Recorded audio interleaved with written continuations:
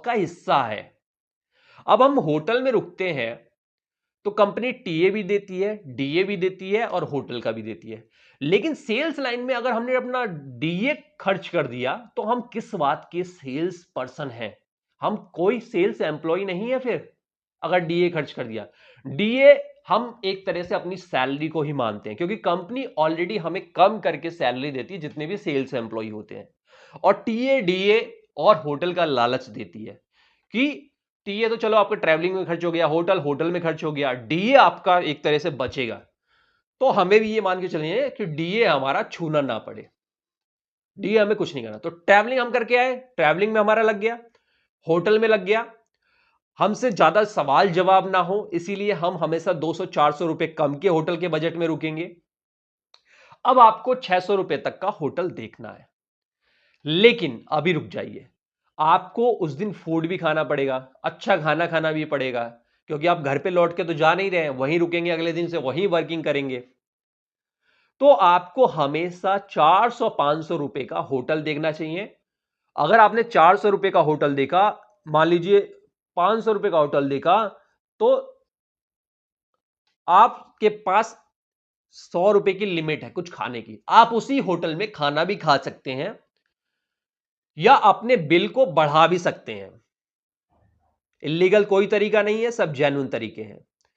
तो आप 500 के होटल में रुकिए और सीधा आप 600 का 650 का बिल बनवाइए। मैं खुल के बता रहा हूं, सेल्स लाइन में कोई नहीं बताता, वरना आपके जेब से पैसे चले जाएंगे और कंपनी कोई चीज आपको नहीं देगी। और कंपनी बाय डिफॉल्ट ये सोचती है कि ये 400 के होटल में रुका होगा, 200 रुपए इसने खाना खाया होगा, इसीलिए इसने 600 रुपए का बिल बनवाया है। तो अगर आप किसी से आर्गुमेंट करेंगे या कहीं पर कितनी सच्चाई से अपनी बात को रखेंगे, तो सब यही करते हैं और यही सोचते हैं कि वो क्या सेल्स पर्सन है जिसको यही नहीं पता कि टीए में क्या बचाना है, डीए में क्या बचाना है और होटल में क्या बचाना है। तो किस बात का सेल्स पर्सन है? तो आपकी बेइज्जती ही होगी लास्ट में। इसीलिए पहले से ही ये आपको करना है। कहीं भी जाना है तो आपका एक पैसा नहीं लगना चाहिए। टीए, डीए, डीए तो छूना ही नहीं है।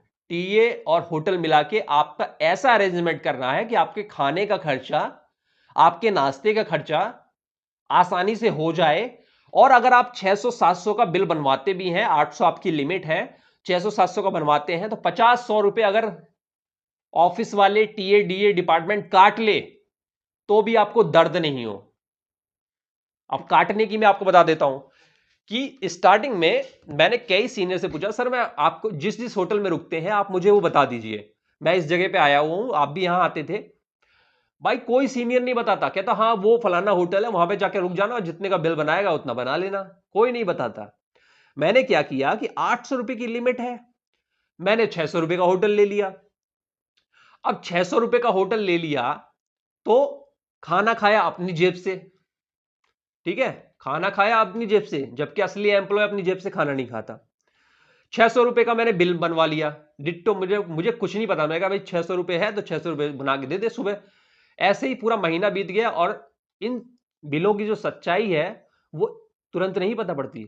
आपका बिल गया एक महीने बाद, दूसरे महीने में एक्सपेंस पास होके आ रहा है, पता पड़ी 600 रुपए का बिल था और 500 रुपए पास किया, 50-100 लाइन से काट दिया। जब मैंने पूछा डिपार्टमेंट से तो यहां पे यही पता चला कि भाई ये टीएडीए डिपार्टमेंट जो होता है ना, 50-100 रुपए यानी बिल आपका 3200 का बनेगा तो 200-400 रुपए तो काटेगा ही काटेगा। मैंने कहा ऐसे कैसे काटेगा, ऐसे कैसे काटेगा, मुझे पता है मैंने कहां कहां खर्च किया, मैं बताऊंगा उससे फोन करके। मैं लड़ता भी था फोन से, बहस भी करता था, तो उससे मेरा ही इमेज डाउन होती थी, एक्सपेंस वाला मेरे और पीछे पड़ जाता था, क्योंकि वो तो बाय डिफॉल्ट मुझे ही चोर समझ रहा था। वो सेल्स एम्प्लॉय को चोर ही समझते हैं, तो मेरे पीछे ही पड़ जाता था और मेरी शिकायतें होने लगी थी, ये हर एक्सपेंस में बहुत पंगा करता है डिपार्टमेंट से। और मैं पंगा क्यों ना करूं, जब मेरा सब कुछ जेन्युइन है तो क्यों काटा। 450 का स्टेशनरी का बिल है तो 5 रुपए भी नहीं काटने दूंगा।